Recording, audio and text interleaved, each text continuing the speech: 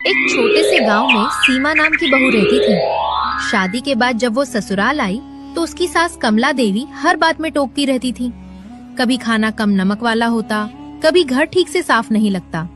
सीमा चुपचाप सब सहती रही, मगर मन ही मन दुखी रहती। उसे लगता उसकी सास उसे कभी अपना नहीं पाएंगी। एक दिन सीमा की माँ बहुत बीमार हो गई। सीमा रोते रोते अपनी सास से बोली, माँ, आज मुझे मायके जाना है। कमला देवी ने बिना कुछ कहे घर की चाबी उठाई और बोली, चल, मैं भी साथ चलूंगी। सीमा हैरान रह गई। मायके पहुंचकर कमला देवी ने सीमा की माँ की खूब सेवा की, दवा दी, खाना बनाया और रात भर उनके पास बैठी। सीमा की आंखों से आंसू बहने लगे। घर लौटकर सीमा ने सास के पैर पकड़ लिए और बोली, माँ, मुझे माफ कर दीजिए, मैं आपको समझ नहीं पाई।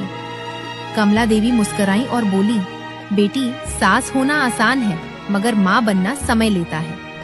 उस दिन के बाद सीमा ने भी सास को माँ की तरह देखना शुरू कर दिया। घर में फिर कभी कड़वाहट नहीं आई। रामपुर गांव में सुनीता नाम की एक लड़की रहती थी। उसे खाना बनाना बिल्कुल नहीं आता था। जब भी उसके माता पिता डांटते, वो हंसकर कहती, मैं अपने पति के घर जाकर सब संभाल लूंगी, आप चिंता मत कीजिए।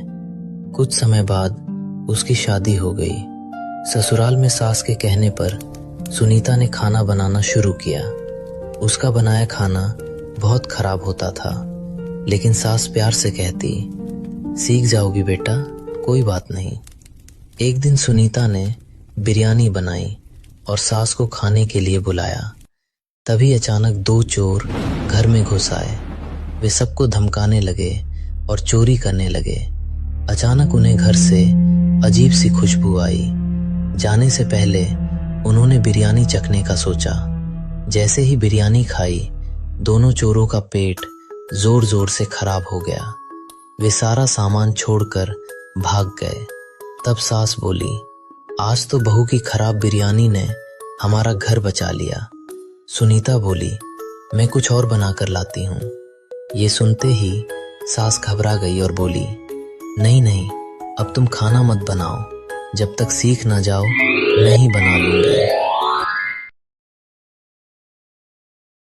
अमलापुर गांव में रोज 4 ठेले लगते थे। एक मटन का, एक चिकन का, एक देसी मटन का और आखिर में रामू का दाल चावल का ठेला। रामू बहुत दयालु इंसान था। जो भी गरीब उसके ठेले पर आता, वह उसे मुफ्त में दाल चावल खिला देता। बाकी ठेले वाले उसका मजाक उड़ाते थे।